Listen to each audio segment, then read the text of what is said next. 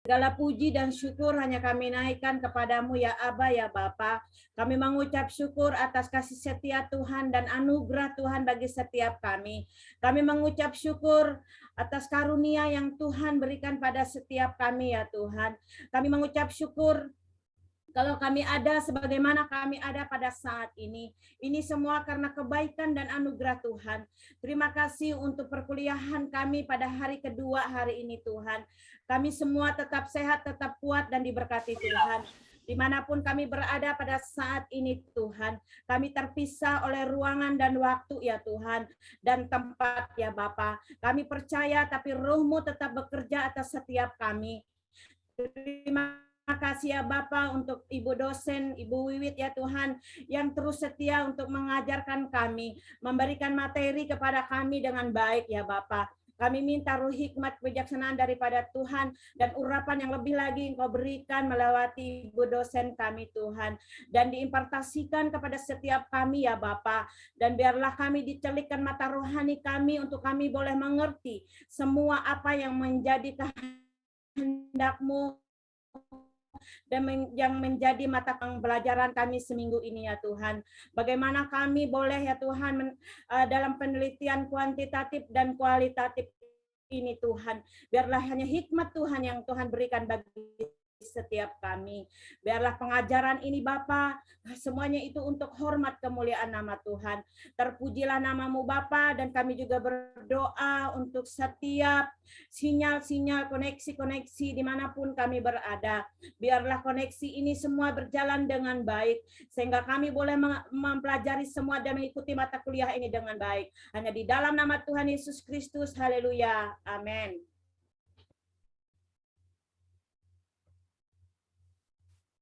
Baik, kita akan kembali melanjutkan perkuliahan kita yang kemarin.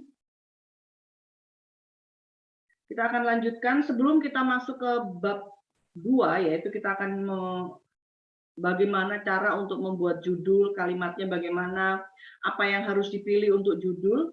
Maka kita akan lanjutkan dulu. Bentar.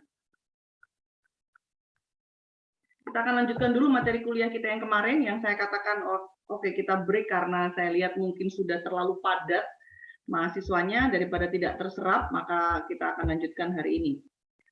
Oke, akan saya share, saya refresh dulu untuk yang kemarin, siapa tahu masih lupa. Kemarin saya sempat sampaikan, kalau membuat judul, ya, harus paham, gitu kan. Kenapa harus memilih kuantitatif atau kualitatif? Kenapa harus memilih judul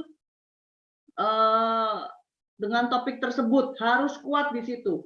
Jadi ketika nanti ditanya oleh dosen penguji, Anda tidak bingung jawabnya apa. Dan jawabnya sesuaikan sama tabel saya kemarin.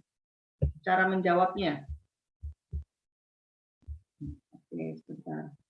Jadi cara menjawabnya nanti, tolong, nah, sesuai dengan tabel yang di sini, yang saya sudah jelaskan kemarin.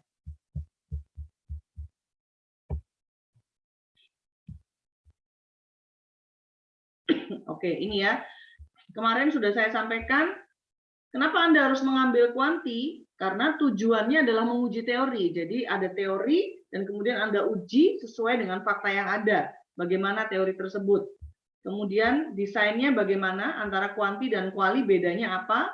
Kemudian data yang akan didapatkan bagaimana kuanti kuali.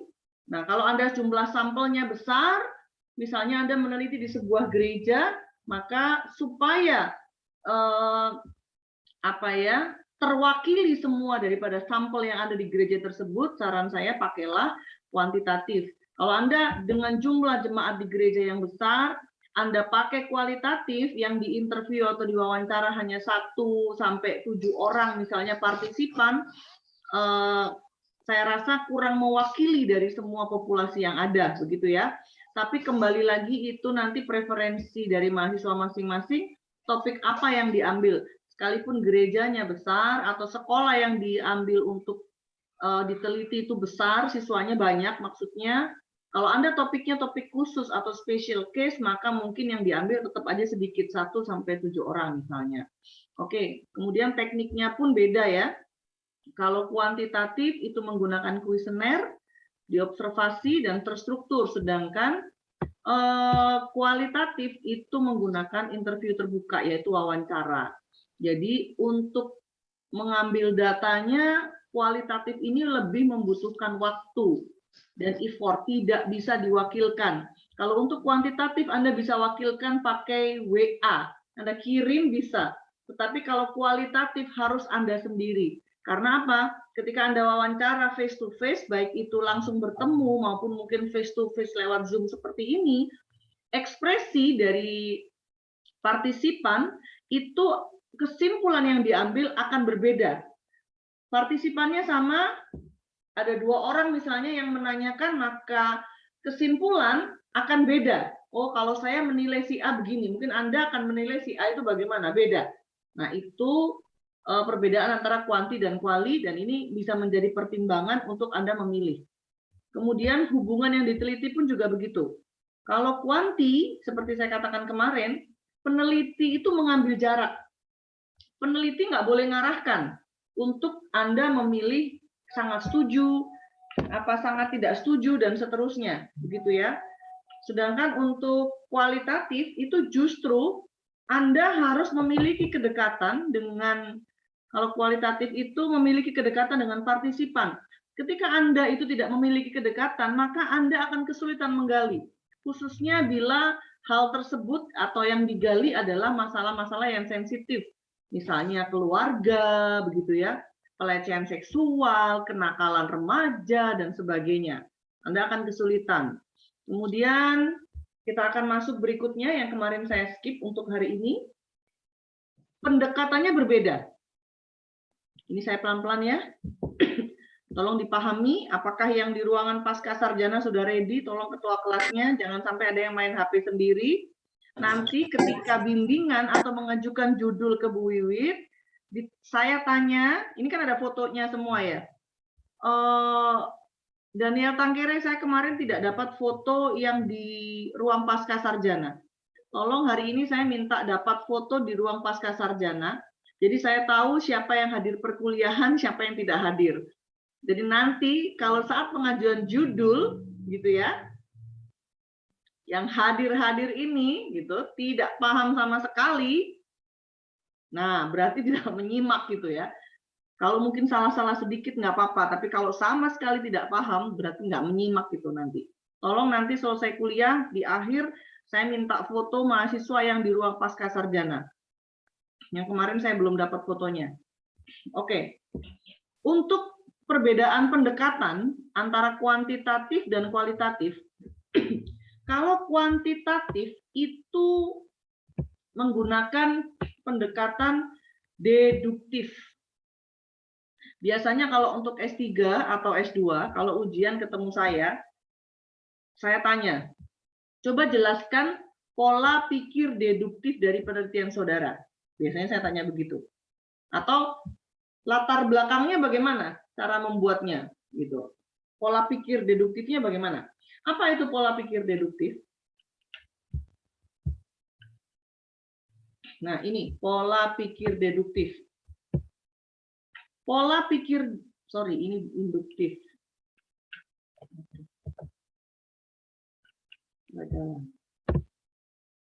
Nah, ini.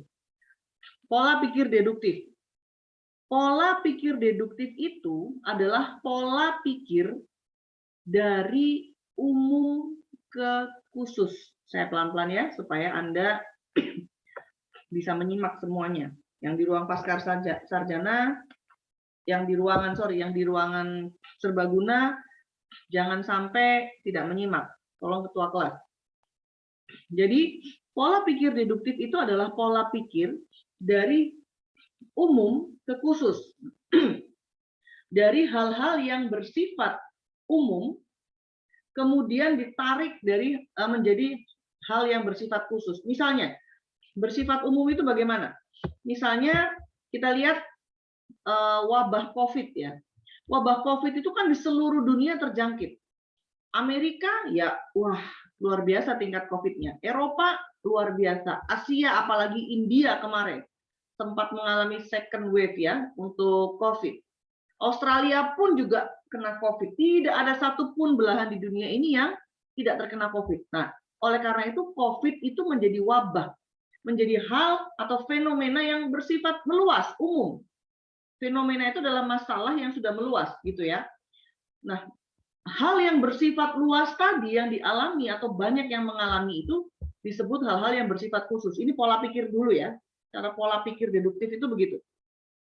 Kemudian kita tarik, oh kalau seluruh dunia, seluruh belahan benua itu terjangkit COVID, berarti Indonesia ini kan masuk dalam wilayah Asia.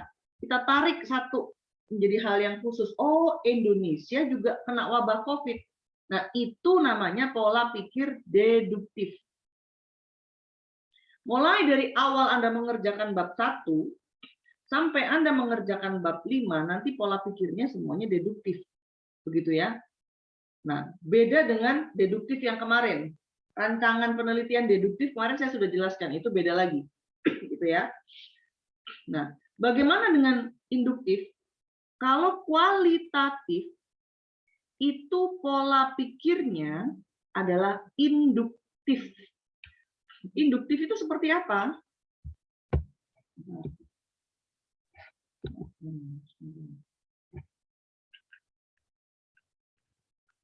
Nah, kalau induktif itu berbeda, kebalikan dari deduktif. Induktif itu adalah pola dari hal-hal yang bersifat khusus, kemudian digeneralisasi menjadi hal-hal yang bersifat umum. Jadi dari pemikiran khusus menjadi pemikiran yang bersifat umum. Kalau saya terlalu cepat menjelaskan, boleh dipotong. Bu, tolong terlalu cepat, itu boleh. Gitu ya. Saya ulang ya. Kalau tadi deduktif itu dari hal-hal yang bersifat umum, kita tarik menjadi hal-hal yang bersifat khusus. Kita tarik gitu ya. Kemudian beda. Kalau induktif pola pikirnya adalah dari hal yang bersifat khusus menjadi hal yang bersifat umum. Misalnya, Anda mengamati orang gila di dalam rumah sakit jiwa. Ada sekian orang, ini berapa ini jumlahnya? 100 atau 20, 30, kurang lebih 100 lah ya. Ada 100-an orang sakit jiwa. Kemudian Anda amati, Anda bikin kayak apa itu namanya teli, apa itu yang garis-garis pagar-pagar itu. Anda lihat si A diem, si B nangis, si A, si C diem, si ini nangis, si ini. Anda bikin seperti garis-garis itu ya, penghitung itu. Nah, setelah berhari-hari Anda simpulkan, ternyata Anda hitung gitu ya, atau Anda amati, oh dari semua orang yang di rumah sakit jiwa ini, ada 20 orang itu sukanya merenung, diem aja. Kemudian yang 7 orang itu sesekali diem, sesekali nangis. Sering nangis yang 7 orang ini. Tiba-tiba nggak ada apa-apa, nangis sendiri. Oh, gitu ya. Nah, sisanya yang 30 orang itu sukanya tersenyum. Nggak ada apa-apa, tahu-tahu dia senyum. Wah, nanti kalau saya praktekin, nanti di capture Daniel, nanti dikira saya orang gila beneran ini. Daniel suka usil ya. Oke, tersenyum-senyum sendiri yang 30 orang. 13 ini suka marah-marah. Yang 15 suka menyakiti diri sendiri, dan yang 15 ini sisanya random, nggak jelas. Kadang marah, kadang nangis, kadang mungkin lari-lari, kadang macam-macam gitu ya. Nah, Anda simpulkan, oh yang terbanyak dari orang gila yang ada di rumah sakit jiwa ini, yang paling banyak adalah mereka tersenyum. Anda ambil suatu pemikiran, Anda simpulkan bahwa oh orang gila itu adalah ini, Anda simpulkan.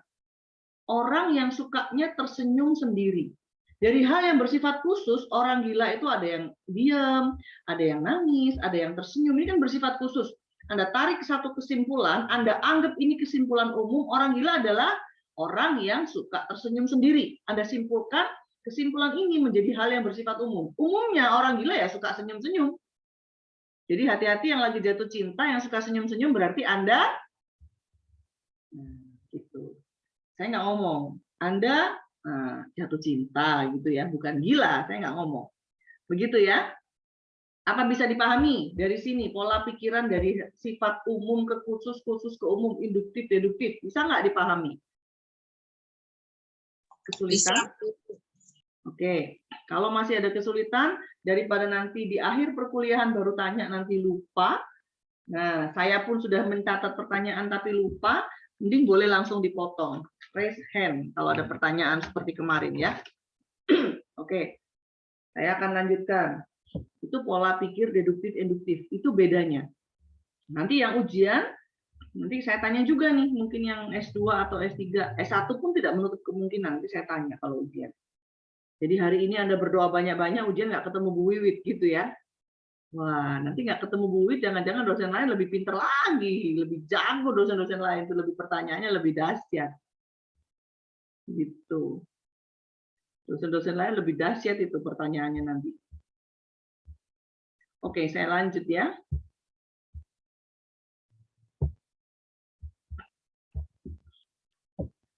Oke, tadi sudah perbedaannya.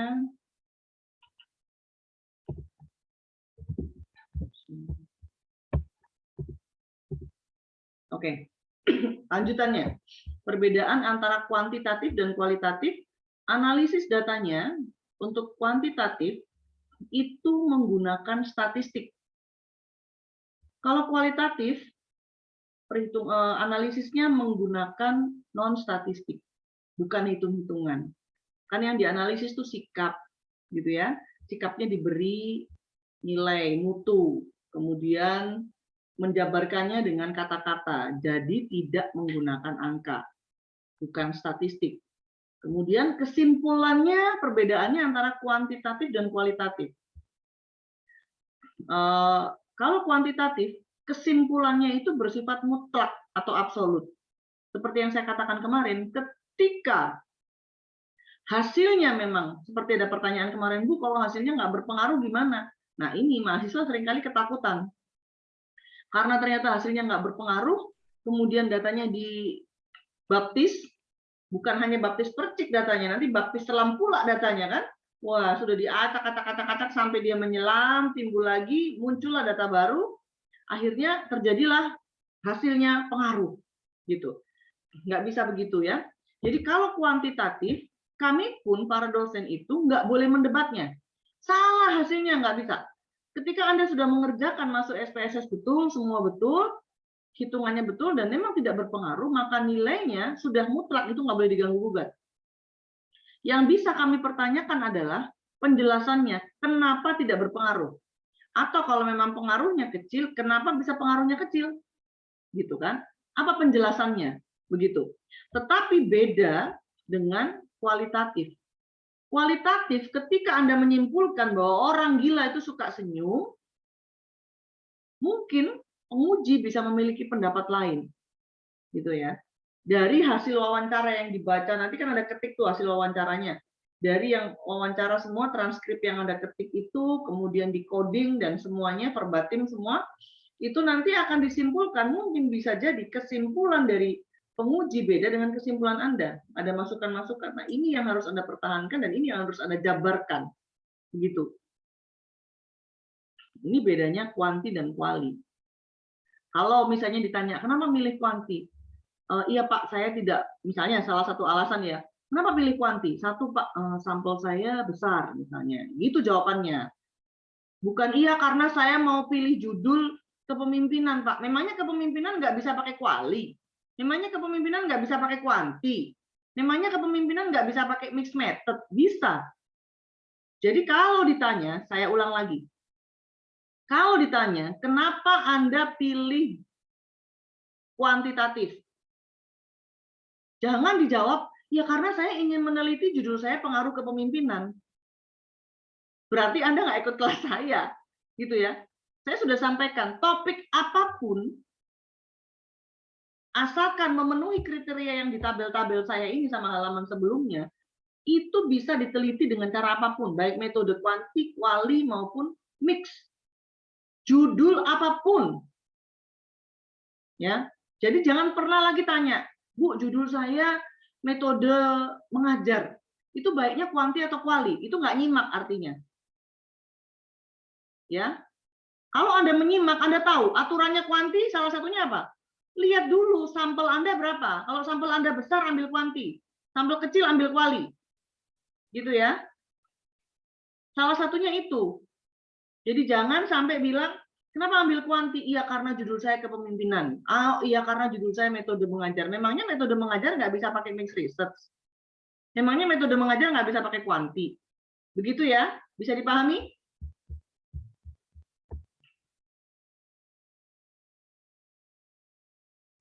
Bu, boleh tanya Bu, saya Bu Iya, Sabrina. silahkan. Begini Bu, kan di sini Ibu ada menjabarkan tentang sampel. Sampel maksud yang di sini apa Bu? Sampel itu maksudnya nanti orang yang kita teliti, Bu. Oh ya, terima kasih Bu. Jadi orang-orang yang akan kita teliti, kalau kuantitatif itu istilahnya namanya sampel. Kalau kualitatif istilahnya namanya partisipan. Gitu ya, Bu ya.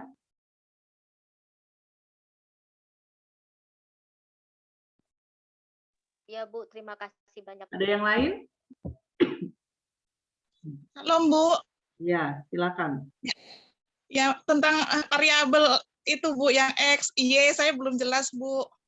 Oke, Makasih. variabel X, Y akan kita jelaskan setelah ini ya Bu, seperti janji saya kemarin. Ya Bu, makasih. Ada yang lain? Nggak apa-apa, kita pelan-pelan, yang penting paham. Kalau memang masih sulit, boleh tanya. Sampai jelas. Iya. Indah. Ya Bu, kalau untuk kuanti ini kan dari penjelasan Ibu kemarin kita harus ada teorinya ya Bu, dan kita harus melampirkan ada bukunya. Dan bukunya ini apakah harus di buku seperti, kalau saya rencananya judulnya untuk mencari karakter anak nih Bu. Apakah karakternya ini kita khususkan untuk karakter anak Kristen atau bukunya ini khusus karakter aja Bu? Kalau memang Anda bisa ketemu karakter, jadi tergantung judulnya. Misalnya judulnya pengaruh pola asuh terhadap pembentukan karakter Kristus, maka pasti bukunya buku Kristen. Nah, tergantung judulnya ya. Oh gitu. Nanti itu kita learning by doing sambil bimbingan. Okay. Kalau misalnya pembentukan karakter jujur, misalnya karakternya jujur nggak atau gitu ya, itu bisa pakai sekuler pastikan, tapi tentu masukkan nilai-nilai teologis nanti di situ pada saat pertanyaannya. Kan ada ayat-ayat tentang kejujuran, misalnya karakter takut akan Tuhan, nah itu pasti bukunya Kristen, nah gitu kan? Berarti dilihat dari kata-kata judulnya itu ya Bu? Iya, nanti itu sambil learning by doing ya. Ya, baik, makasih Bu. Iya Pak Benyamin, silahkan. Ya, terkait buku itu tadi Bu. Kalau nggak salah ingat Ibu kemarin bilang harus ISBN ya Bu ya? Iya, ISBN. Iya. Bagaimana kalau buku misalnya buku berbahasa Inggris atau keluaran luar yang tidak ISBN gitu Bu? Oh, kalau buku luar negeri istilahnya mungkin bukan ISBN Pak, tapi ada istilah apa ya? Pokoknya lihat barcode-nya itu loh Pak. Artinya ada. bisa aja dipakai ya Bu? Bisa, malah bagus Pak. Bagus lah kalau emang ada langsung. Baik. Nanti terjemahkan ya Pak di bab 2-nya. Jadi ada bahasa Inggrisnya, ada bab bahasa Indonesianya. Oh iya benar. Iya. Makasih Bu. Ya. Baik, ada lagi yang mau bertanya? Bu, mau tanya sedikit Bu. Ya, silakan. Buku-buku, contohnya buku-buku yang dikeluarkan oleh departemen itu kan tanpa ISBN Bu, buku panduan-panduan. Apakah itu bisa dipakai untuk referensi ini Bu? Nanti kita lihat ya Pak, itu seperti apa bukunya. Misalnya kalau garis-garis GBHN itu bukunya saya rasa ada yang tidak ada ISBN. Kemudian seperti perpu-perpu itu, peraturan dari perda seperti itu, kalau memang mau dipakai itu kan acuannya tidak ada ISBN, bukan buku. Tapi nanti kita akan jelaskan learning by doing Pak ya. Nanti Bapak tunjukkan ke kita ACC dan itu bisa dipakai. Bentuknya buku, umpamanya bimbingan, umpamanya contoh bimbingan tentang apa, tapi dari dinas, umpamanya dari dinas pertanian, dari dinas mana. Nah, itu bentuknya buku. Ada pengarangnya, ada produsennya, semua ada. Nanti pada saat bimbingan, Bapak bisa capture-kan ke kami covernya gitu Pak ya. Nanti sebagian isinya dan kita akan lihat apakah di ACC atau tidak. Tetapi kalau untuk pengajuan judul kami butuh Ya, dimensi, kalau saya mengajar tetap judul minta memang yang yang tetap minta yang ada ISBN. Tapi kalau untuk teori pelengkap mungkin bisa dipakai, Pak. Tapi nanti kita lihat lagi, Pak, ya. ya, oke Bu. Teknisnya. Terima kasih Bu. Shalom, Bu. Ya, shalom. Silakan, Bu Ya. Neti. Bu, saya mau nanya tentang pendekatan deduktif sama induktif ini. Apakah itu dimasukkan dalam skripsi, dalam bab atau tidak? Maksudnya dimasukkannya gimana? Maksud saya itu materinya masuk ke situ atau tidak? Terus kemudian Oh, yang itu pola pikir. Jadi deduktif, induktif itu pola pikir, Bu. Nanti ketika mengambil kesimpulan, cara ngambilnya pola pikirnya deduktif. Ketika nanti membuat, pola pikirnya deduktif. Dan bahkan untuk alur berpikirnya juga deduktif. Kemarin kalau nggak salah sudah saya jelaskan ya, alur berpikir deduktifnya. Begitu. Itu cara membuatnya. Begitu. Nanti untuk jelasnya mungkin kita bisa sambil praktek nanti pada saat kita ada workshop pembuatan bab 1, 2, 3, 4, 5 itu nanti. Jadi ini sekarang kita berikan teorinya dulu. Yang penting ditangkap dulu intinya bahwa deduktif itu seperti apa, induktif itu seperti apa. Gitu. Ya, Bu. Apakah itu dipertanyakan, Bu, dalam ujian? Saya tadi kan sudah sampaikan. Saya tanya biasanya kan. Jadi jelaskan pola pikir deduktif saudara dari penelitiannya ini apa gitu. Ya tergantung dosen lah, dosen itu kan nanyanya mau kemana-kemana gitu. Belum tentu ditanya itu. Kadang hal yang sepele pun bisa ditanya gitu kan. Gimana caranya kalau kemarin wawancara? Coba jelaskan waktu wawancara gimana? Hanya kita untuk memastikan bahwa Anda betul-betul wawancara. Banyaklah trik dosen itulah. Apalagi rekan-rekan yang dosen ini luar biasa ini yang di Balikpapan kan. Baik, Bu. Terima kasih. Oke, yang lain?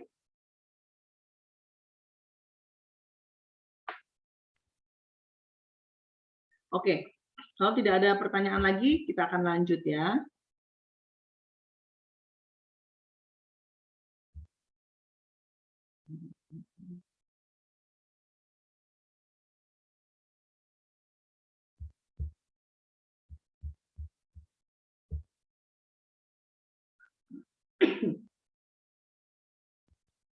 Nah, ini kelebihan dari kuantitatif, ini yang seperti saya sampaikan. Kalau Anda pilih kuantitatif atau Anda pilih kualitatif, tentunya ada kelebihan dan juga ada kelemahannya. Kelemahan daripada kuantitatif itu adalah tidak bisa, atau kelebihan dulu. Kelebihan dari kuantitatif adalah jumlah sampel itu bisa besar. Sampel itu apa? Yang diteliti. Jadi kalau jumlah jemaat itu, Ibu misalnya menelitinya di gereja, dan jumlah gerejanya itu jemaatnya besar, nah jumlah jemaat ini kita sebutnya sampel gitu loh. Gitu ya. Dan kalau jumlah jemaat ini besar atau sampelnya besar, maka saran saya pakai kuanti. Karena apa? Cukup sebarkan pakai kuesioner, dan kuesionernya pun disebarnya pakai WA. Bisa pakai email, ya, bisa pakai kertas dikirim, surat juga bisa. Tetapi kalau kualitatif tidak bisa.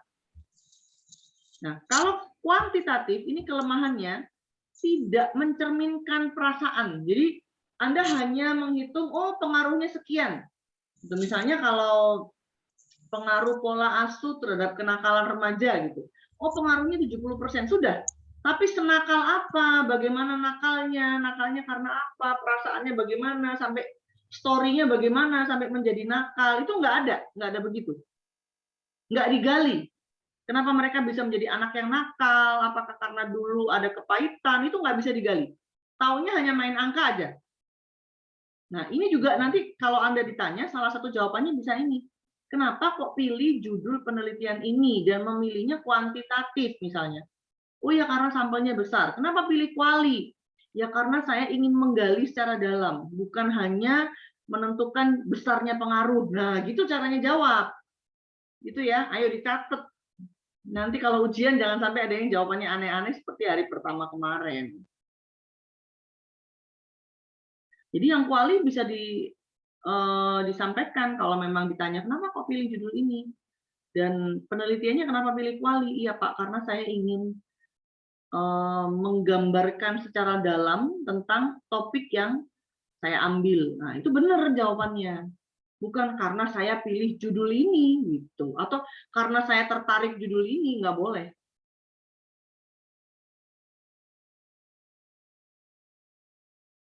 Kalau kuanti nggak boleh karena ketertarikan. Anda harus memastikan bahwa itu adalah fenomena.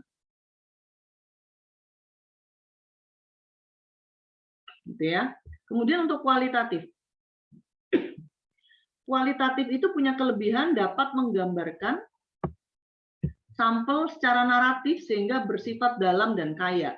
Jadi ketika Anda menggali tentang misalnya kenakalan remaja, Anda bisa menggali secara dalam. Yang seperti saya sampaikan tadi, bagaimana sehingga dia jadi anak yang nakal? Apakah tidak diperhatikan orang tua atau karena lingkungan, gitu ya? Tidak hanya melulu pada angka 70%. Tetapi jangan lupa, kalau itu sampelnya besar, Anda nggak mungkin nanyai jemaat sejumlah 1000. Nah, itu kan, ini kelemahannya ini. Sampelnya kecil dan tidak bisa digeneralisasi. Tidak bisa digeneralisasi itu artinya begini. Kalau jumlah jemaatnya 1000, kemampuan Anda wawancara hanya 10 orang, 10 orang yang diwawancara ini hasilnya tidak bisa mewakili 1000 orang jemaat itu. Gitu ya, maksudnya generalisasi. Jadi mulai malam ini ditimbang-timbang. Saya mau ambil kuanti atau mau ambil kuali. Salah satunya karena ini tadi. Lihat dulu sampelnya. Lihat dulu jumlah yang diteliti, atau sampel itu adalah jumlah jemaat atau mungkin jumlah orang di sekolah. Pokoknya jumlah orang-orang yang akan Anda teliti itu berapa. Kalau jumlahnya cuma kecil, Anda meneliti di gereja yang baru, misalnya jumlah jemaatnya cuma 30, tidak bisa pakai kuanti. Jangan, pakai kuali saja. Gitu ya. Nah, ini untuk yang pendahuluan. Ini dari kemarin kita baru pendahuluan. Kita belum masuk pada inti. Tarik nafas dulu ya. Tarik nafas. Kita akan masuk pada berkat yang berikutnya. Nggak sulit ya. Nanti semuanya dalam hatinya gini. Bu, lihat wajah ibu aja saya sudah sulit, Bu. Apalagi lihat dengar ilmunya. Aduh. Saya tutup kamera aja kalau gitu. Mana ini yang di ruang serbaguna nih? Nah, ini. Boleh tahu di serbaguna ada berapa orang? Dihitung dulu, terus tulis di chat.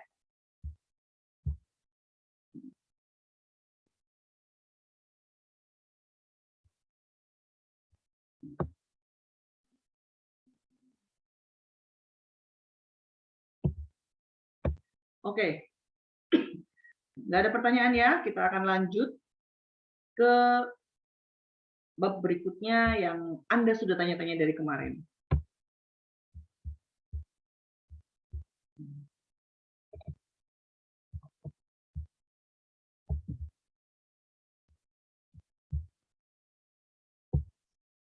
Nah, ini. Tentang permasalahan, pendekatan deduktifnya ini. Belum saya jelaskan rupanya yang untuk pola pikir deduktif. Nanti ya. Oke, kita akan masuk ke bab 2.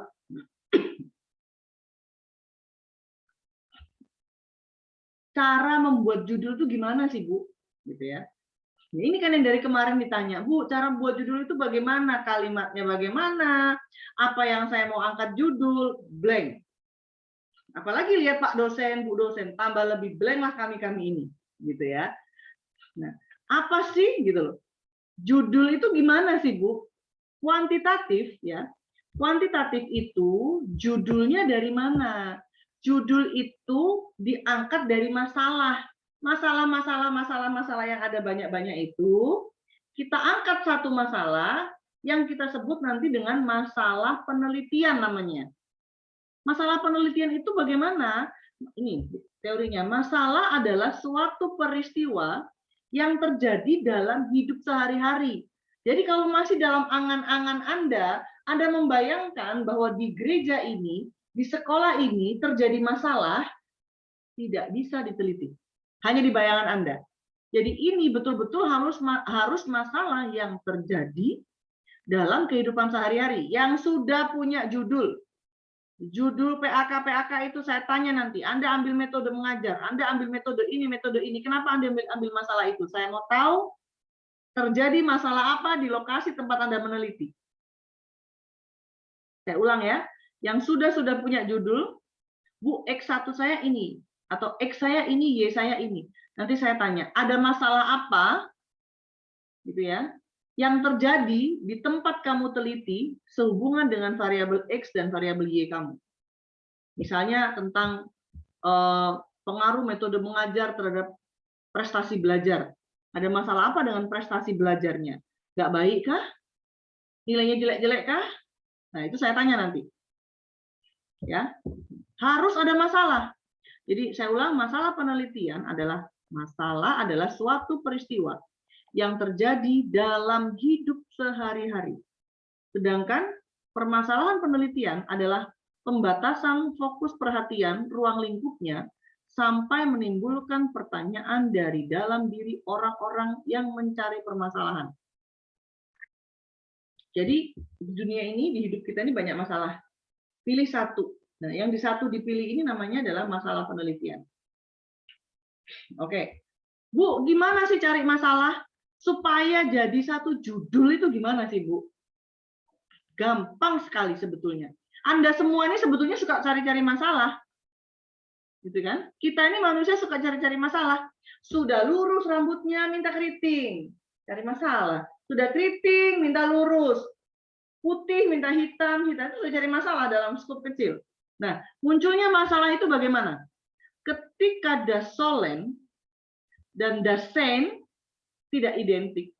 Dasolen itu adalah keadaan yang seharusnya, semestinya, kondisi ideal, itu dasolen. Dasolennya ini kemudian kita bandingkan sama dasen. Dasen ini apa? Fakta, realita yang terjadi. Kondisi idealnya itu begini loh. Ternyata faktanya nggak begini. Ini anak-anak muda biasanya begitu. Bu, dasolen, kondisi ideal adalah kita memiliki pacar yang bla bla bla bla bla. Realitanya, Bu, dapatnya, nah si buruk rupa, Bu. Nah, itu ada gap. Itu kan? Tapi nggak apa-apa, Bu, buruk rupa tapi baik. Kita pilihannya cakep tapi tidak baik, buruk rupa. Nah, bukan buruk rupa, sedikit di bawah standar tapi baik, Bu. Nah, itu ada gap namanya. Jadi perbedaan antara dasolen dan dasen atau kondisi yang ideal dengan kondisi yang realita itu kan ada perbedaan. Nah, perbedaan ini disebut dengan gap. Gap inilah yang akan kita teliti. Makanya mahasiswa-mahasiswa yang punya judulnya didapat hanya karena ditolong sama dosen, kemudian dapat teori di perpustakaan. Ini, Bu, saya dapat judul, Bu. Teorinya udah ada, Bu, dari perpus. Anda pilih. Nanti saya tanya, gap-nya apa? Ada masalah apa? Nggak bisa jawab pasti. Gitu ya. Jadi kalau pilih judul, saya ulang lagi berkali-kali. Pastikan ada gap. Gap itu apa? Didapat dari dasolen dan dasen. Dasolen itu kondisi yang seharusnya, kondisi idealnya, secara teoritisnya gimana, dan dasen itu adalah kondisi realitanya. Kalau kurang jelas, nah ini kurang jelas nih. Kalau kurang jelas, saya perjelas cara buat judul kondisi dasolen dan dasen itu gimana. Coba baca Keluaran 20. Ada yang bawa kitab nggak? Al HP, Al iPhone deh. Coba baca Keluaran 20. Ayat 12. Ayo buka mute biar duit tahu suaranya masing-masing. Salah satu.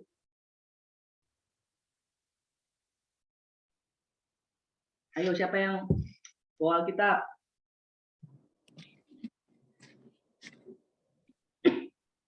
Ayo baca Keluaran 20 ayat 12. Ayo salah satu gantian. Saya ingin dengar suaranya yang belum pernah dengar suaranya. Keluaran 20 ayat 12. Hormatilah ayahmu dan ibumu supaya lanjut umurmu di tanah yang diberikan Tuhan Allahmu kepadamu. Oke, sekarang yang lain. Tolong Kolose 3 ayat 21. Yang lain ayo yang belum pernah bicara. Daripada nanti saya kasih pertanyaan, mending bicara baca ayat aja. Kolose 3 ayat 21. Hai bapak-bapak, janganlah sakiti hati anakmu, supaya jangan tawar hati. Oke, sekarang Efesus 5 ayat 12. Yang lain. Yang lain, Efesus 5 ayat 22. Sorry.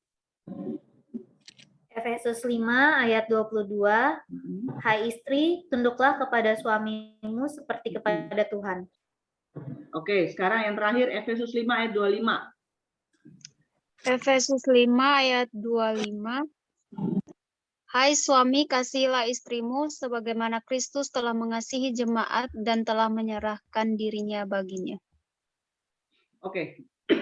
Tadi saya katakan ya, kalau bikin judul itu segampang itu.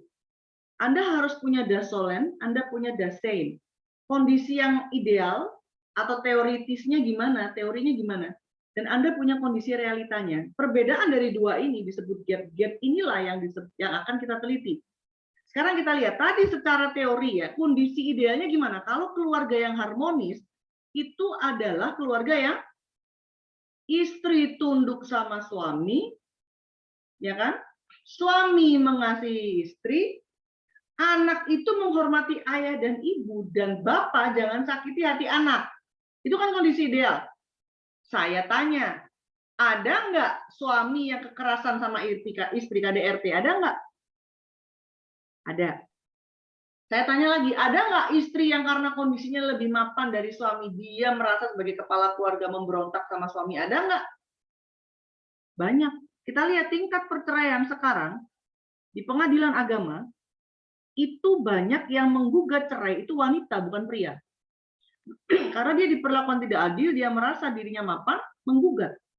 Tentu Anda harus tunjukkan nanti apa data-datanya. Kemudian, ada nggak anak yang nggak hormat sama orang tua? Lah, banyak. Anda pernah lihat di TV, anak yang nggak hormat sama orang tua, gara-gara warisan atau nggak dibeliin HP, ibunya mati dibakar. Pernah dengar nggak berita itu di TV? Banyak. Banyak nggak bapak yang menyakiti anaknya? Anaknya salah digampar, nggak dinasihatin baik-baik? Banyak. Oke, sekarang kita lihat kondisinya. Kondisinya ya. Tadi dasolennya adalah anak-anak ya hormati ayah dan ibu. Suami kasihilah istri, istri tunduk pada suami, dan bapak jangan sakiti hati anak. Faktanya gimana? Ada KDRT, anak bantah orang tua, dan sebagainya. Artinya, nggak harmonis keluarga. Kalau tadi kondisi yang di sini adalah kondisi harmonis. Faktanya banyak keluarga yang tidak harmonis. Karena tidak sama antara teori dan fakta, ada gap.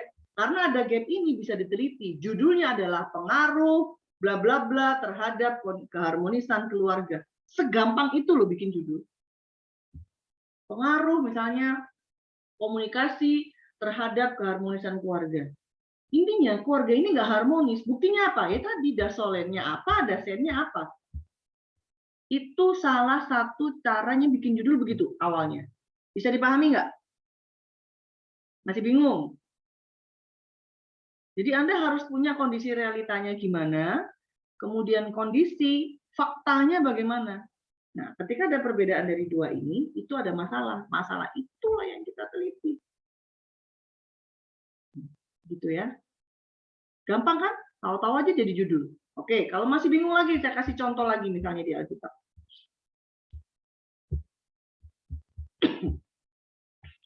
Oke, kita lihat ini. Coba lihat. Abraham. Kejadian 12 ayat 11 sampai 13. Coba dibaca. Yang lain tadi yang belum siapa?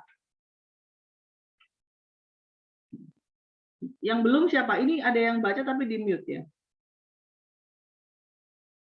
Ayo yang belum siapa baca? Kejadian 12 ayat 11 sampai 13. Pada waktu ia akan masuk ke Mesir, berkatalah ia kepada Sarai, istrinya, "Memang aku tahu bahwa engkau adalah seorang perempuan yang cantik parasnya. Apabila orang Mesir melihat engkau, mereka akan berkata, itu istrinya. Jadi mereka akan membunuh aku dan membiarkan engkau hidup.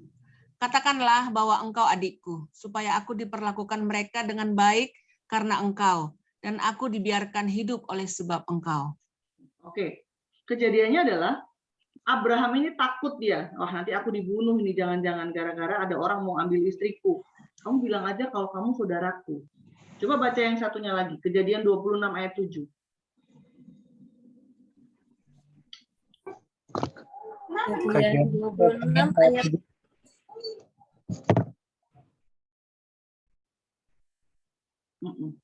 Oke, Kejadian 26 ayat 7 tadi siapa yang mau baca? Oh, saya, Bu. Ya, silakan. Kejadian 26 ayat 7, ketika orang-orang di tempat itu bertanya tentang istrinya, berkatalah ia, dia saudaraku, sebab ia takut mengatakan, dia istriku, karena pikirnya jangan-jangan aku dibunuh oleh penduduk tempat ini karena Ribka, sebab elok parasnya. Oke, ketika kejadian Abraham di Kejadian 12 ini, coba Anda cek, Ishak itu belum lahir. Tetapi kenapa kejadiannya hampir mirip? Saya katakan di sini, Abraham kan suruh istrinya bohong. Sarah, jangan bilang dong kalau kamu istriku nanti aku dibunuh, mending bilang saudaraku. Ishak pun sama. Dia suruh istrinya ngaku yang sama. Ini kejadiannya beda waktu, ya, dengan selang waktu yang cukup ya lama, bukan bulan, bukan hari. Tetapi kenapa bisa terjadi? Nah, terpikir kan, seharusnya anak itu bicara jujur, orang tua juga bicara jujur. Kondisi idealnya kan begitu. Tetapi kenapa kok anak sama bapak ini sama-sama bohong, padahal waktu bapaknya bohong, si Abraham bohong, itu Ishak belum lihat. Dia nggak lihat. Tapi kenapa punya karakter yang sama? Bisa muncul judul kan? Misalnya, pengaruh pola asuh orang tua terhadap pembentukan karakter anak. Itu idenya. Kan bisa. Segampang itu loh. Gimana dengan kasus Imam Eli? Kita lihat, Eli ini imam. Nggak mungkin imam mengajarkan anaknya yang jelek lah. Tapi anaknya gimana? Anak-anak Imam Eli. Kita lihat kelakuan anak-anaknya gimana. Ya, Ayub juga. Ayub ini orang yang saleh. Tidak ada ditemukan orang saleh di muka bumi ini. Kan begitu katanya. Tapi kenapa anaknya seperti itu? Sukanya foya-foya, ya kita katakanlah nggak baik. Apa yang terjadi? Oh, mungkin pengaruh lingkungan. Muncul ide. Pengaruh lingkungan terhadap pembentukan karakter anak. Bisa seperti itu idenya. Nggak sulit bikin judul itu. Gampang bikin judul. Segampang itu. Atau mungkin kasih saya ide. Terserah. Bu, saya ada begini. Kira-kira judulnya apa? Oke, mungkin salah satu bisa buka mute. Kalau ada ide. Oke, silakan. Mungkin satu aja. Ada ide apa?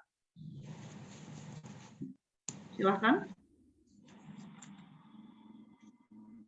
Ada yang punya ide?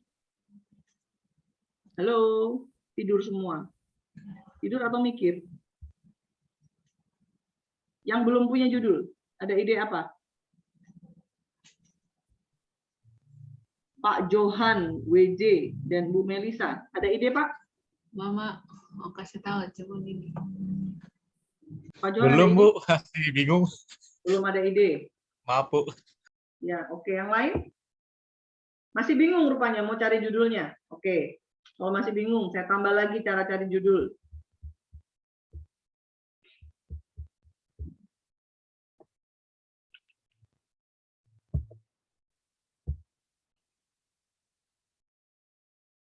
Ya. Ini kalau mau buat judul nih. Bu, saya bingung mau pilih judul apa. Kriterianya mau pilih judul begini. Kalau pilih judul, itu yang pertama, menarik dulu. Cari judul yang menarik ya. Misalnya begini, apa ya, kenakalan remaja, itu kan menarik ya. Atau gadget, atau apalah yang mungkin lagi tren gitu judulnya. Yang penting menarik. Nah, yang kedua, tolong kalau membuat judul itu harus punya nilai tambah. Ini khususnya bagi judul-judul yang sudah masuk dan judul-judulnya itu mirip-mirip dengan yang di perpustakaan. Tahun ini judulnya itu lagi, besok diambil lagi angkatan berikutnya judulnya itu lagi. Diambil angkatan berikutnya lagi judulnya itu lagi. Tolong yang judulnya mirip-mirip sama yang ada di perpustakaan, Anda harus memberikan nilai tambah. Nanti saya tanya nih, penelitian terdahulunya apa? Oke, kalau gitu Anda punya nilai tambah apa? Keunggulan penelitian saudara apa? Itu nanti kita tanya. Dari penelitian sebelumnya. Biasanya kalau ujian itu ditanya. Biasanya ceritanya Pak Gultom. Oke. Kemudian berikutnya, hindari plagiasi. Biasanya nih mahasiswa nih sukanya kopas. Alinea pertama ambil dari tesisnya si A, alinea kedua ambil dari tesisnya si B, alinea ketiga ambil dari tesisnya si C. Jadilah suatu karya utuh, karya kopas. Ini kepakaran mahasiswa begitu, kepakaran jari-jari. Jangan ya. Saya percaya mahasiswa IKB nggak ada yang seperti itu. Dahsyat semua nanti judulnya. Yang keempat, tolong kalau membuat judul atau kita mau buat penelitian ya, buatlah penelitian yang dapat diuji atau dapat diukur. Penelitian yang nggak dapat diuji itu contohnya bagaimana, Bu? Ya, seperti saya katakan kemarin. Misalnya penelitian tentang santet. Nah, itu kan susah ngukurnya. Gimana mengukur santet? Boleh kalau memang ada teori tentang itu. Tapi bukan santet, tapi okultisme nama teorinya. Itu bisa. Kemudian mampu dilaksanakan. Nanti Anda tanya sama saya, Bu, kalau judul itu kan harus merupakan masalah. Begitu ya. Boleh nggak, Bu, kalau saya meneliti misalnya, misal ya, ini belum tentu terjadi. Bu, saya meneliti masalah korupsi di kalangan para hamba Tuhan. Mungkin saja hamba Tuhan ada yang korupsi, mungkin, saya nggak tahu ya. Tetapi apakah mampu dilaksanakan? Belum tentu.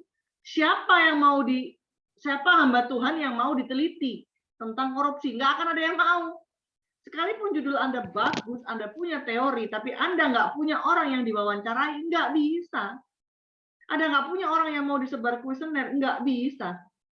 Jadi buat judul ya yang mampu dilaksanakan, jangan yang aneh-aneh. Tapi adik ipar saya yang saya katakan kemarin itu, dia punya judul S3 tentang integritas hamba Tuhan.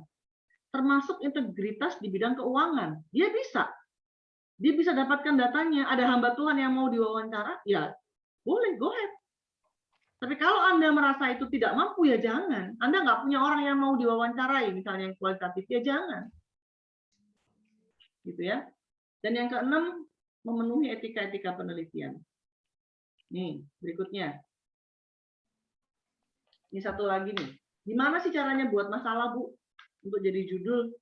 Yang pertama, dari buku, bisa. Dari majalah, bisa. Dari skripsi-skripsi yang lain bisa. Dari jurnal, di Google cari masalah-masalah yang lagi ngetrend sekarang masalah apa. Supaya permasalahan-permasalahan di IKB nggak melulu itu aja. Rata-rata kalau yang teologi, pertumbuhan jemaat, pertumbuhan iman, pertumbuhan rohani, baliknya itu lagi. Padahal banyak yang bisa diteliti. Misalnya pembentukan karakter bisa diteliti. Gitu ya. Terhadap perilaku. Ini agak ekstrim, kemarin ada yang mengajukan ke saya, perilaku penyimpangan seksual, bisa diteliti. Misalnya ada perilaku, kemarin, perilaku seks bebas di kalangan remaja, nah, itu kan lagi ngetren tuh. Atau fenomena, itu loh, penggunaan gadget di kalangan remaja, bisa diteliti juga.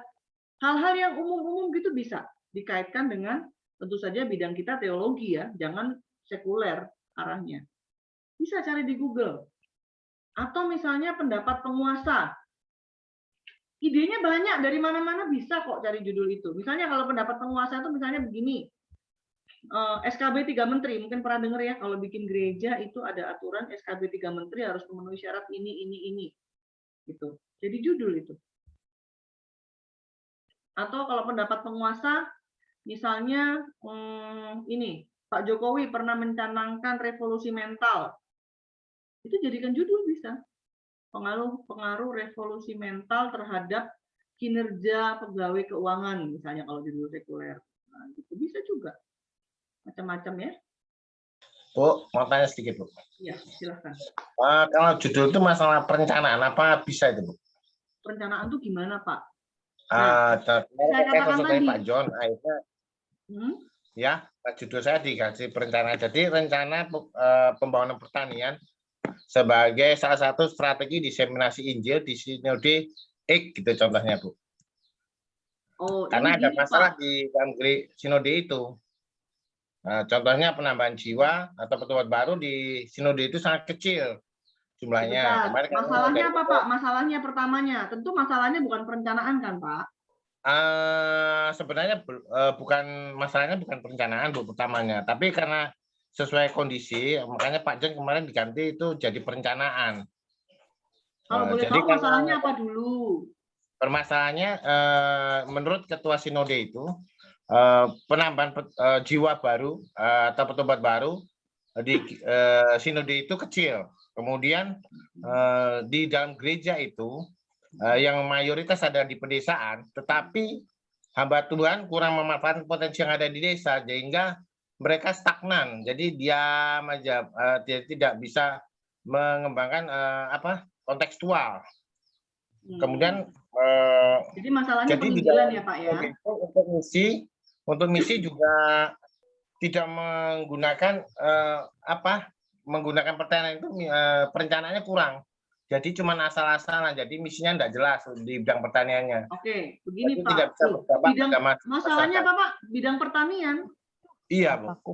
Untuk penjangkauan jiwa di pedesaan. Jadi masalahnya bukan pertanian, Pak. Masalahnya adalah penginjilan dan misi. Ini bukan di bidang pertaniannya. Masalahnya yaitu perencanaan di dalam departemen misi yang ada. Mereka kan ada lewat pertanian, Bu. Departemen misi ini, tetapi perencanaannya itu tidak jelas. Jadi cuman asal comot-comot aja pertaniannya. Jadi begitu di lapangan, jadi dia bisa diterapkan. Jadi begini, Pak. Jadi sebenarnya bukan untuk misi lagi. Jadi itu. Jadi pertanian yang ada, mereka pergunakan itu cuma untuk ke dalam, cuma untuk sekedar tanaman hias atau apa. Sebenarnya pertanian itu kan maksudnya departemen misi, itu kan di departemen misi dia kemarin. Tapi untuk penjangkauan jiwa enggak bisa, Bu.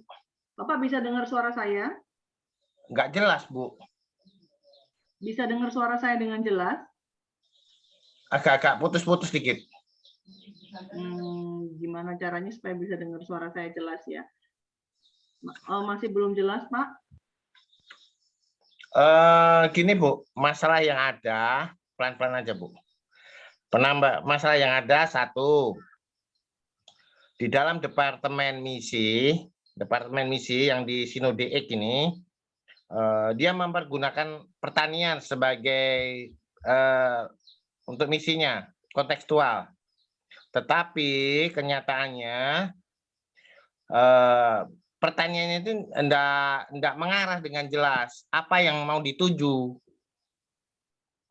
Keduanya di gereja ini, Sinode ini, gereja itu posisinya banyak di pedesaan, mayoritas. Tetapi mereka tidak bisa berkontekstual mempergunakan potensi yang ada untuk penjangkauan jiwa. Oke, bisa didengarkan suara saya, Pak? Pak, saya sudah bisa mendengar suara Bapak. Bapak bisa dengar suara saya? Rupanya Pak Catur hilang. Pak Catur, bisa dengar suara saya? Halo? Pak, bisa dengar suara saya? Suara saya bisa didengar? Iya, tadi hilang, Bu, malahan, Bu. Hilang jaringannya malahan. Halo?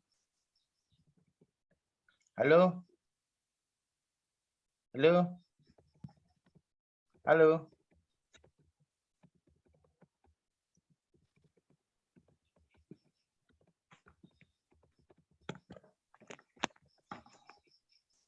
Pak Pak Catur, tolong baca message di grup di Zoom saya ya Pak. Saya menjelaskan tapi Bapak tidak bisa mendengar, jadi percuma saja nanti kita jelaskan Bapak japri saya ya Pak ya. Oke, kita lanjut karena Pak Catur nggak bisa dengar suara saya dengan jelas. Nanti Bapak bisa chat saya. Oke, ada yang lain? Mungkin? Lanjut. Ada yang lain? Pada dasarnya mau judulnya perencanaan atau apapun tuh bisa, saya katakan. Tapi kalau saya tangkap tadi, sebetulnya hasilnya itu, masalahnya itu bukan di pertanian, bukan di departemen misi, bukan di apa, tapi masalahnya adalah PI dan misi, gitu ya. Ini kalau untuk yang lain, yang mungkin ada di dekatnya Pak Catur. Nah, ketika digali lagi masalah PI dan misi ini, sebabnya karena apa? Karena departemen PI misi nggak jalan. Departemen misi dan PI nggak jalan, kenapa? Karena perencanaannya nggak bagus yang dibikinnya, gitu kan. Arahnya ke situ. Mau kata-katanya perencanaan, mau katanya yang lain itu bebas, terserah. Tapi inti masalahnya itu sebetulnya adalah PI dan misi. Nah, kalau kualitatif ini tidak ada judul aturan baku untuk membuat kalimat. Kualitatif itu mau bikin judul habis gelap terbitlah terang, nggak ada hubungannya sama tesisnya pun masih bisa. Begitu ya. Jadi apalagi kata-kata perencanaan yang itu kata-kata sudah baku, sedangkan kiasan pun bisa muncul jadi judul kalau kualitatif itu. Begitu ya. Jadi kualitatif itu lebih fleksibel di judul. Oke. Saya akan lanjutkan kalau memang nggak ada pertanyaan. Nah, ini ya. Kemudian yang berikutnya adalah kondisi objektif yang ada di tempat kerja. Misalnya ketika Anda lihat di tempat pekerjaan Anda kok banyak teman-teman yang nggak jujur. Nggak jujur itu bukan hanya dalam keuangan, tapi kalau kerja curi-curi waktu, main HP, ya itu kan nggak jujur. Atau pulang lebih cepat, datang terlambat karena tidak ada fingerprint dan sebagainya, gitu kan? Misalnya, itu jadi bisa diteliti. Gitu kan? Misalnya pengaruh pemahaman iman Kristen mengenai kejujuran gitu kan terhadap kinerja karyawan misalnya. Kalau orang nggak paham tentang kejujuran menurut firman Tuhan, ya pasti kinerjanya nggak baik. Nah, bisa jadi kan jadi satu judul. Bisa semudah itu. Nanti kalau yang bingung Bu boleh share ke saya di Japri misalnya. Nanti kalau saya begitu longgar waktunya akan saya telepon biasanya daripada chat kelamaan ketiknya. Biasanya saya telepon Bu, dijelaskan nanti Bu. Saya ingin meneliti di kantor saya itu ada begini-begini. Nah, itu gimana Bu? Masalahnya apa? Mungkin kan Anda tahu ini permasalahannya, tapi tidak bisa mengambil masalah ini dalam dua suku kata. Nanti menjelaskannya begini. Rekan saya, gitu. Cara biasanya mahasiswa itu caranya kalau telepon saya begini. Bu, di kantor saya, Bu, rekan saya itu ada yang begini, Bu. Mereka itu kalau jam kantor sukanya itu keluar-keluar. Mereka itu kadang-kadang sukanya kalau ada marketing tuh mereka naikkan harga. Jelaskannya panjang, saya suruh simpulkan. Tolong simpulkan masalahnya dalam dua kata, nggak bisa. Gini loh Bu, dianggapnya dosennya nggak ngerti. Gini loh Bu, dijelaskan lagi sama saya sampai 5 kali, 6 kali, sebetulnya dia sendiri yang nggak paham. Padahal ketika disimpulkan, itu hanya cukup 1 atau 2 kata. Integritas. Selesai. Tapi jelaskan ke saya panjang, jadi 30 kalimat gitu kan.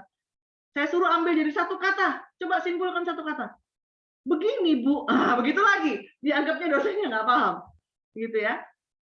Atau mungkin 1 kata, kejujuran. Menurut firman Tuhan ayat sekian. Selesai. Sebetulnya itu. Kadang-kadang kan memang mahasiswa sulit untuk menyimpulkan. Nggak apa-apa, nanti kalau sulit untuk menyimpulkan, bisa chat ke saya, nanti Anda curhat, cerita, ini begini, nanti saya yang simpulkan dalam 2 kata. Gitu, nggak apa-apa. Jangan khawatir, asalkan waktunya longgar, saya siap mendengarkan kalimat 30 kata. Oke, Pak Rudi dan Ibu Joy, silakan. Ya, salam Bu, selamat malam. Izin bertanya. Ini tadi kalau pemilihan judul, contohnya gini Bu ya, pengaruh komunikasi orang tua dalam pembentukan karakter anak itu sebagai judul Bu ya. Jadi, namun setelah meneliti, kesimpulannya itu bukan dari komunikasi ternyata masalahnya, tapi justru dari faktor lingkungan. Nah, namun karena judul itu sudah terlanjur diambil, yaitu pengaruh komunikasi, tetapi ternyata setelah diteliti itu justru hasilnya itu adalah faktornya itu adalah faktor lingkungan, bukan faktor komunikasi. Ya, apakah benar Bu? Jadi kalau semisal kita ngambil judul itu, seakan-akan kita udah menarik kesimpulan dulu dari awal gitu. Terima kasih Bu. Begini Pak, tadi kan Bapak meneliti rencana awal judulnya adalah pengaruh komunikasi terhadap pembentukan karakter, keharmonisan keluarga gitu katakanlah. Anda baru tahu ternyata bukan faktor komunikasi yang mempengaruhi keharmonisan keluarga, itu baru tahunya akan ketika Anda sudah membuat sampai bab 4 dan kesimpulan bab 5. Tidak mungkin Anda tahu di tengah-tengah, loh belum ngitung. Dan kalau Anda sudah selesai ngitung, itu berarti sudah selesai bab 4. Gitu ya. Jadi ketika Anda pertama kali membuat judul pengaruh keharmonisan terhadap pengaruh komunikasi terhadap keharmonisan keluarga, ketika Anda pertama kali membuat judul, kemudian sampailah pada satu kesimpulan Anda, oh ternyata bukan komunikasi yang mempengaruhi keharmonisan keluarga. Itu Anda sudah selesai mengerjakan bab 5. Gitu ya. Itu Anda sudah selesai mengerjakan bab 5. Nah, nanti pada saat Anda membuat pembahasan bab 4 dan bab 5, bisa nanti dimasukkan pada kesimpulan dan pembahasan. Ternyata faktor X yang kita teliti tidak terlalu mempengaruhi, atau pengaruhnya kecil. Ada faktor-faktor lain nih, yaitu faktor lingkungan, misalnya faktor pendidikan, faktor lain-lain yang tidak diteliti dalam penelitian ini akan diteliti pada jenjang pendidikan selanjutnya. Gitu aja ngomongnya Pak. Itu ngomongnya di bab 45 waktu pembahasan, tapi Anda nggak teliti. Kalau Anda mau tahu, oh apa benar nih ternyata lingkungan, kuliah lagi kita, ambil lagi nanti di S2 untuk lingkungannya. Gitu ya Pak ya? Bisa dipahami Pak? Atau masih belum jelas? Ya Bu, paham Bu. Terima kasih Bu. Kalau Bapak sudah bicara begini, artinya Bapak sudah menubuatkan akan ketemu lagi sama saya di grade selanjutnya ini. Sampai ketemu di grade selanjutnya juga ya Pak? Oke, ada yang mau tanya lagi tadi? Ada yang raise hand? Nggak ada?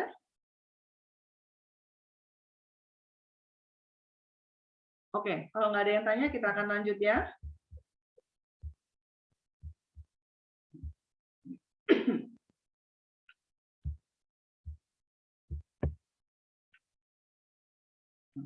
Oke, kita langsung masuk pada kalimat untuk membuat judul. Cara buat judul itu gimana, Bu? Ini kita berbicara untuk yang kuantitatif ya. Kalau yang kualitatif, seperti saya sampaikan, tidak ada aturan baku dalam membuat judul. Ini yang kuantitatif ya. Saya itu orangnya sukanya yang pasti-pasti. Kenapa saya suka kuanti? Karena bikin judulnya gampang. Kalimatnya nggak muter-muter-muter gitu. Udah pasti kalimatnya baku begini. Yang pertama, tolong di-note. Kalau orang kuanti, judulnya harus menyebutkan variabelnya. Variabel itu bisa X, bisa Y. Variabel itu apa sih? Variabel itu adalah masalah yang Anda teliti. Kalau Pak Rudi tadi sampaikan misalnya komunikasi terhadap keharmonisan. Ya berarti komunikasi ini variabel, keharmonisan ini variabel. Harus ini disebutkan dalam judul. Kalau tadi Pak Catur berbicara tentang PI dan misi. Kalau itu saya tarik menjadi kuanti, maka PI dan misi ini harus ada dalam judul. Itu kuantitatif. Sesimpel itu. Gitu ya. Nah, bagaimana yang kedua? Syarat untuk membuat judul yang kedua harus menyebutkan unit analisis. Apa unit analisis ini? Unit analisis ini bisa gereja, bisa sekolah, bisa institusi lain, tempat di mana Anda mau meneliti. Misalnya kalau mau di gereja Betani FOG, ya sebutkan di gereja Betani FOG. Gitu. Sebutin. Di judul harus ada itu. Tolong yang judulnya kuantitatif yang belum ada variabel unit analisis, cek. Kemudian yang ketiga, judul ini harus menyebutkan lokasi. Kotanya di mana? Balikpapan misalnya. Atau kalau mau jelas misalnya kecamatan apa, Balikpapan. Atau kalau gereja misalnya sebutkan nanti unit analisisnya adalah gereja apa sektor 5 gitu, Balikpapan misalnya begitu. Dan yang terakhir, tolong judul itu dibuat sesingkat mungkin. Contohnya begini. Contoh judul kuantitatif. Contohnya ini begini.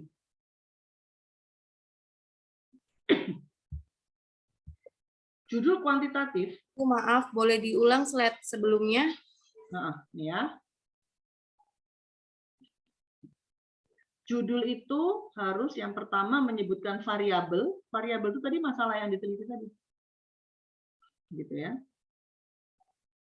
Kemudian menyebutkan unit analisis. Unit analisis itu adalah bisa institusi, kantor, gereja, sekolah, gitu. Ya, departemen keuangan, nah, misalnya begitu juga bisa. Itu unit analisis. Lokasi itu menyebutkan kota misalnya, atau kota Balikpapan, Kalimantan Timur, atau gitu aja. Kalau emang kotanya udah beken Jakarta gitu aja sudah, atau Jakarta Barat gitu bisa.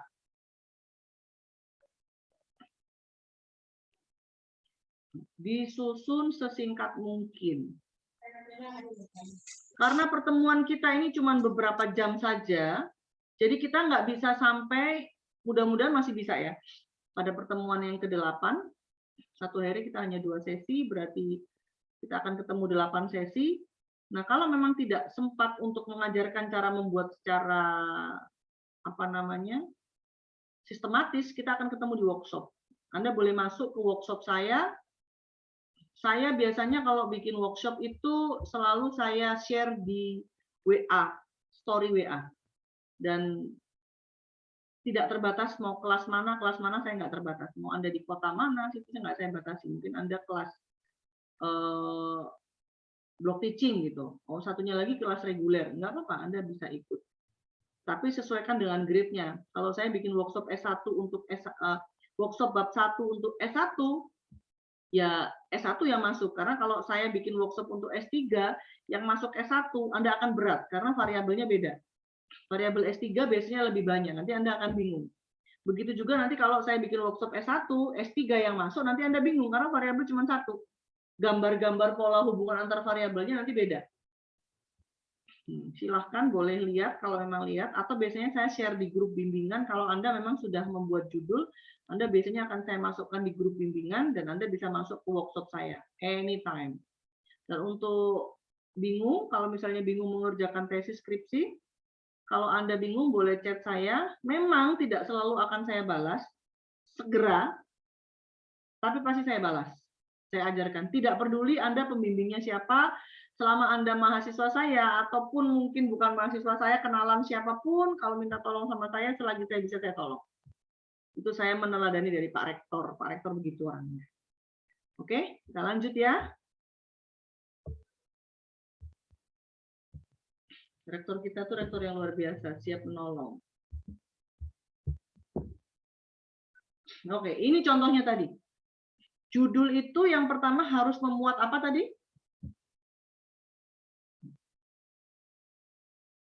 Ada yang dicatat tadi saya? Variabel, Bu, variabel penelitian. Oke, variabel penelitian. Yang disebut variabel itu ini. Nih, pola asuh. Jadi kalau kita judulnya misalnya pengaruh pola asuh terhadap pembentukan karakter anak. Nah, yang disebut pola, pokoknya setelah kata-kata pengaruh atau setelah kata-kata hubungan gitu. Kalau kuantitatif biasanya judulnya pengaruh gitu ya. Setelah kata-kata pengaruh itu pasti variabel X untuk S1. Gitu ya. Setelah kata-kata terhadap, itu kalau bikin judul. Setelah kata-kata terhadap itu pasti variabel Y. Terus pengaruh ini apa, Bu? Pengaruh ini adalah jenis penelitiannya. Nanti saya akan bicarakan ini, kata-kata pengaruh. Apakah depannya ini harus pengaruh? Enggak. Tergantung jenis penelitian Anda. Enggak harus pengaruh di depannya. Gitu ya. Pokoknya kalau ada lihat judul pengaruh bla bla bla bla bla bla bla, nah, setelah kata pengaruh itu pasti variabel X. Setelah kata terhadap itu pasti variabel Y.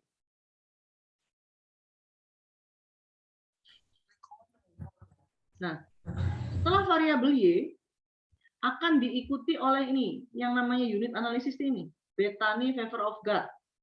Itu disebut unit analisis.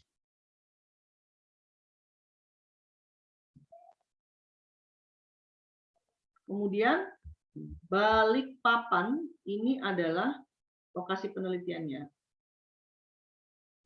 Nah, ini lokasi unit analisis variabel.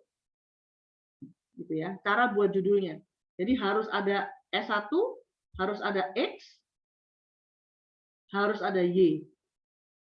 X itu apa sih, Bu? Y itu apa sih, Bu? X itu ya ini, yang masalah yang Anda teliti ini. Anda butuh dua variabel kan? Satu X, satu Y. Jadi ini saya bilang ini ada dua masalah nih. Ada satu masalah, sorry. Karakter ini, pembentukan karakternya adalah masalah. Pola asuhnya adalah obatnya. Kalau ini baik, pasti ini baik. Nah, gitu. Oke, sekarang yang S2. Saya ulang ya, ini tadi judul S1.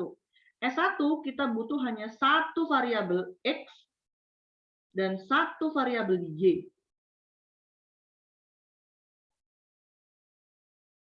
Nah, kadang-kadang mahasiswa tuh bikin judul bisa salah.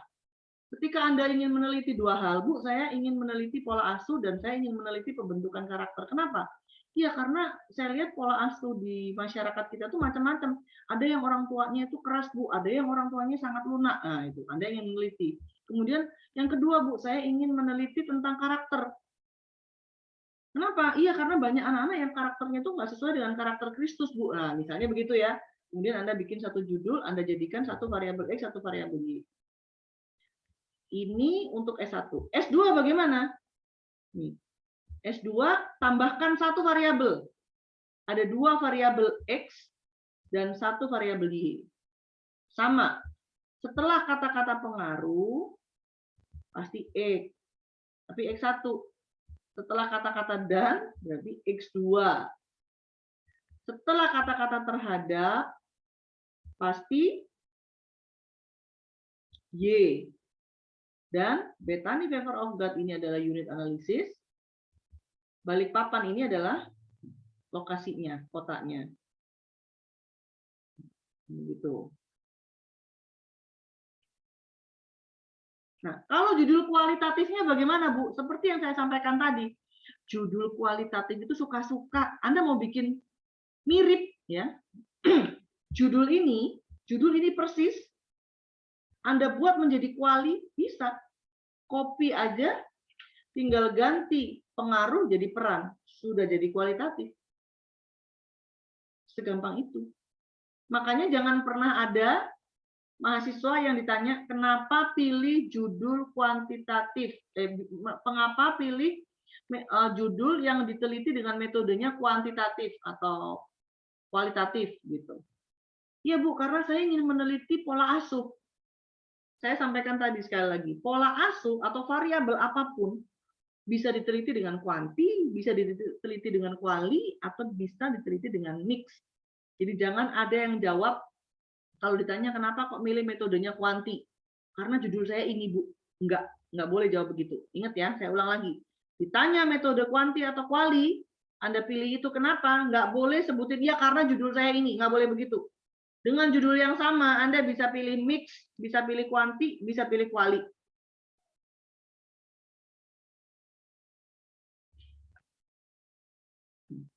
Ya. Oke. Jadi judul yang sama, topik yang sama, sama-sama pola asuh, sama-sama pembentukan karakter atau pengembangan karakter, Anda bisa jadikan kuali, tinggal ganti pengaruh jadi peran.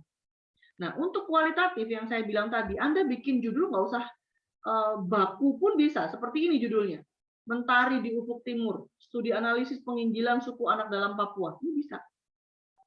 Judul yang aneh-aneh, unik-unik itu kualitatif nggak masalah. Bahkan judulnya ini orang mungkin nggak ngerti ya, Mentari di Ufuk Timur itu apa maksudnya? Itu nggak masalah. Tapi kalau kuanti, judulnya itu sudah merepresentasikan isinya. Itu bedanya sama kuali.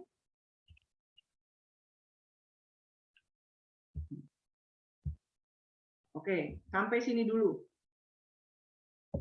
Sebelum kita lanjut, ini kita masih banyak sekali. Kalau kita mau selesaikan semua sampai detail satu persatu, mungkin Anda ketemu saya mungkin 6 bulan tiap hari. Nggak apa-apa. Ini kita sudah waktunya istirahat, saya sudah di-note oleh admin. Oke, nanti kalau ada pertanyaan, coba ditampung-tampung, ditulis-tulis dulu selama istirahat, nanti boleh ditanyakan setelah kita istirahat ya.